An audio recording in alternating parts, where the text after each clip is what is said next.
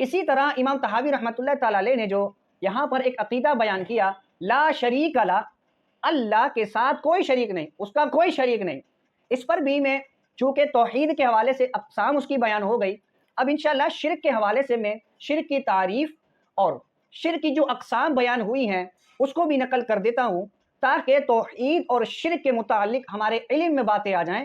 بعض لوگ توحید کو نہیں سمجھ پائے، بعض لوگ شرک کو نہیں سمجھ پائے، تو یہی وجہ ہے کہ اس وقت ہر کوئی شخص اٹھتا ہے اور شرک کے فتوے صادر کر دیتا ہے کہ فلاں مشرک ہو گیا، فلاں نے شرک کر دیا ہے۔ تو شرک کی تعریف کو سماعت کریں تاکہ ہمیں پتہ چلے اصل شرک ہے کیا اور توحید کیا ہے۔ تو شرک کی تعریف کرتے ہوئے مشہور زمانہ کتاب علامہ تفتازانی رحمۃ اللہ تعالی علیہ کی شرح عقائد نفسی، اس کتاب کے اندر علامہ تفتازانی رحمۃ اللہ تعالی علیہ شرک کی تعریف کرتے ہوئے نقل کرتے ہیں، الاشراک هو اثبات الشریک فی الالوہیت بمعنى وجوب الوجود کما للمجوس او بمعنى استحقاق العبادت کما لعبادات الاصنام، یعنی کسی کو شریک ٹھہرانے سے مراد یہ ہے کہ مجوسیوں کی طرح کسی کو الہ یعنی خدا مان لیا جائے اور واجب الوجود سمجھا جائے، یا بت پرستوں کی طرح اس کو لائق عبادت سمجھا جائے۔ تو یہ علامہ تفتازانی رحمۃ اللہ تعالی علیہ نے شرک کی تعریف کی ہے، مجوسیوں کی طرح الہ خدا مانا جائے، واجب الوجود سمجھا جائے اور بت پرستوں کی طرح اسے لائق عبادت سمجھا جائے، یہ ہے شرک کی تعریف۔ اچھا، اسی تعریف کے تحت سیدی عبدالعزیز رحمۃ اللہ تعالی علیہ شرح نبراس کے اندر اس تعریف کے تحت آپ فرماتے ہیں فَإِنَّهُمْ يَعْتَقِدُونَ إِلَٰهَيْنِ يَزْدَانَ خَالِقَ الْخَيْرِ أَهْرَمًا خَالِقَ الشَّرِّ، یعنی مجوسیوں کا یہ اعتقاد تھا کہ خدا دو ہیں، ایک یزدان جو خیر کا خالق ہے اور ایک اہرمن جو شر کا خالق ہے، تو ان کا یہ اعتقاد تھا کہ دو خدا ہیں۔ اور اہل سنت کے نزدیک واجب الوجود مستحق عبادت اللہ تبارک و تعالیٰ کی ذات ہے اور وہی عبادت کے لائق ہے، اسی کی ذات عبادت کے لائق ہے۔ اہل سنت کا یہ نظریہ، یہ اعتقاد، نہ ہم مجوسیوں کی طرح کسی کو الہ خدا مانتے ہیں، نہ ہم بت پرستوں کی طرح کسی کو لائق عبادت سمجھتے ہیں۔ قرآن مجید فرقان حمید سورۃ الشعراء پارہ نمبر 19 کے اندر اللہ کریم نے ارشاد فرمایا تاللہ ان کننا لفی ضلال مبین، خدا کی قسم بے شک ہم کھلی گمراہی میں تھے۔ گمراہی کیا تھی ان کی؟ آگے فرمایا اذ نسویکم برب العالمین، کہ جب کہ تمہیں رب العالمین کے برابر ٹھہراتے تھے۔ تو اللہ تبارک و تعالیٰ کے برابر کسی کو ٹھہرانا، کسی کو خالق حقیقی ماننا، کسی کو مستحق عبادت ماننا، یہ سب شرک ہے۔ قرآن مجید فرقان حمید میں شرک کی کئی مرتبہ مذمت کی گئی ہے۔ پارہ 21 سے سورہ لقمان اللہ کریم ارشاد فرماتا ہے ان الشرک لظلم عظیم، کہ بے شک شرک ظلم عظیم ہے، بڑا ظلم ہے۔ تو شرک کی تو مذمت قرآن مجید فرقان حمید میں ہوئی ہے۔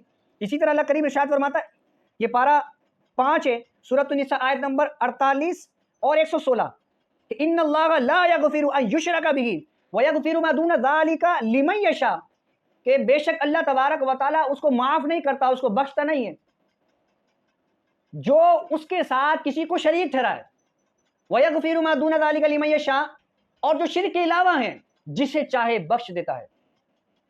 تو یہ تو قرآن مجید فرقان حمید میں شرک کی مذمت کی گئی ہے۔ اسی طرح سورہ نساء آیت نمبر 116 اللہ فرماتا ہے وَمَن يُشْرِكْ بِاللَّهِ فَقَدْ ضَلَّ ضَلَالًا بَعِيدًا، اور جو اللہ کا شریک ٹھہرائے وہ دور کی گمراہی میں پڑا۔ اسی طرح آگے قرآن میں آتا ہے وَمَن يُشْرِكْ بِاللَّهِ فَقَدِ افْتَرَىٰ اسْمًا عَظِيمًا، اور جس نے خدا کا شریک ٹھہرایا تو اس نے بہت بڑا گناہ باندھا۔ تو یہ شرک کی مذمت قرآن مجید فرقان حمید میں متعدد مقامات پر کی گئی ہے۔ اب شرک کی جو تعریف ہم نے سن لی، شرک کے متعلق قرآن مجید فرقان حمید میں ہم نے آیات کو سماعت کر لیا۔ اب شرک کی اقسام کے متعلق سنتے ہیں۔ شرک کی 3 اقسام بیان کی جاتی ہیں۔ شرک فی العبادہ، یعنی اللہ تبارک و تعالیٰ کے علاوہ کسی کو عبادت کے لائق سمجھنا، یہ شرک فی العبادہ ہے۔ اسی طرح شرک فی ذات، یعنی کسی ذات کو اللہ تبارک و تعالیٰ جیسا تسلیم کر لیا جائے، اور اہل سنت کا یہ نظریہ قطعی طور پر نہیں ہے کہ اللہ تبارک و تعالیٰ کے جیسا کسی کو سمجھا جائے۔ ہمارے نزدیک جتنے بھی عقیدے ہیں، وہ عقیدہ علم غیب ہو یا دیگر جتنے عقائد ہوں، ہم اللہ تبارک و تعالیٰ کے جیسا علم، اس کی ذات کے برابر یا اس جیسی کوئی چیز کسی کے متعلق بھی نہیں رکھتے۔ تو یہ شرک فی ذات ہے۔ اسی طرح شرک فی الصفات، یعنی کسی ذات اور شخصیت وغیرہ میں اللہ تبارک و تعالیٰ جیسی صفات ماننا، یہ شرک فی الصفات کہلاتا ہے۔ تو ہم نے ان تمام چیزوں سے شرک فی الصفات، نہ ہم نے صفات جیسی اللہ کی صفات ویسی کسی کی صفات ماننی ہے، اور نہ ہی عبادت کے متعلق اور نہ ہی ذات کے اعتبار سے۔ صفات کے متعلق ایک چیز ذہن میں آئی، بعض ایسی صفات ہیں جو اللہ تبارک و تعالیٰ کے ساتھ بھی اور بندے کے ساتھ بھی، یعنی ان میں اشتراک ہے، ایک جیسی ہیں۔ جیسے نبی کریم صلی اللہ تعالیٰ علیہ وآلہ وسلم کے لیے رؤوف الرحیم استعمال ہوا قرآن مجید فرقان حمید پارہ 11 کے اندر، تو رؤوف الرحیم رسول اللہ کے لیے بھی استعمال ہوا، رؤوف الرحیم اللہ تبارک و تعالیٰ کے لیے بھی استعمال ہوا، لیکن جیسا رؤوف اللہ ہے، جیسا رحیم اللہ ہے، رسول اللہ ویسے نہیں۔ رسول اللہ عطائی ہیں۔ اسی طرح اللہ تبارک و تعالیٰ بصیر ہے، دیکھنے والا ہے، سمیع ہے، سننے والا ہے۔ یہ صفات بندے کے اندر بھی ہے، لیکن جیسا دیکھنا اللہ کا ویسا بندے کا نہیں۔ کوئی یہ نہیں کہہ سکتا جس طرح اللہ دیکھتا ہے ویسے ہی یہ بندہ دیکھتا ہے، جس طرح اللہ سنتا ہے ویسے ہی یہ بندہ سنتا ہے، تو یہ شرک فی الصفات ہو جائے گا۔ اللہ کے برابر کوئی نہیں۔ تو یہ ساری چیزیں شرک کے متعلق بیان کرنا ضروری سمجھتا تھا۔ اب رہی بات دوسرے عقیدے کی طرف، امام طحاوی رحمۃ اللہ تعالی علیہ نے جو دوسرا عقیدہ بیان کیا وہ یہ عقیدہ نمبر 2، ولا شیء مثلہ، کہ اس کی مثل کوئی چیز نہیں ہے، یعنی اللہ تبارک و تعالیٰ کے مثل کوئی شے نہیں ہے۔ عقیدہ نمبر 3 امام طحاوی رحمۃ اللہ تعالی علیہ نے یہاں نقل کیا۔ آپ فرماتے ہیں عقیدہ نمبر 3 بیان کرتے ہوئے، ولا شیء یعجزہ، اور کوئی شے اسے عاجز نہیں کر سکتی۔ اس کے متعلق قرآن مجید فرقان حمید میں ایک آیت مبارکہ ہے، اللہ کریم یہ پارہ 22 سورہ فاطر کے اندر آیت نمبر اس کی 44 ہے، اس پر ارشاد فرماتا ہے، وما کان اللہ لیعجزہ من شیء فی السماوات ولا فی الارض انہ کان علیما قدیرا، اور اللہ وہ نہیں ہے جس کے قابو سے نکل سکے کوئی شے آسمان اور زمین میں، بے شک اللہ تبارک و تعالیٰ جاننے والا، قدرت والا ہے۔ تو یہ عقیدہ نمبر 3 قرآن مجید فرقان حمید میں اس طرح بیان ہوا ہے۔ اسی طرح عقیدہ نمبر 4 کے اندر امام طحاوی رحمۃ اللہ تعالیٰ علیہ نقل کرتے ہیں، ولا الہ غیرہ، اور نہیں ہے کوئی معبود سوائے اس کے، یعنی اللہ تبارک و تعالیٰ کے سوا کوئی لائق عبادت نہیں، کوئی عبادت کے لائق نہیں۔ اس پر متعدد آیات قرآن مجید فرقان حمید میں بیان ہوئی ہیں۔ یہ سورہ بقرہ آیت نمبر 163 کے اندر اللہ کریم ارشاد فرماتا ہے، وَإِلَٰهُكُمْ إِلَٰهٌ وَاحِدٌ، اور تمہارا معبود ایک معبود ہے۔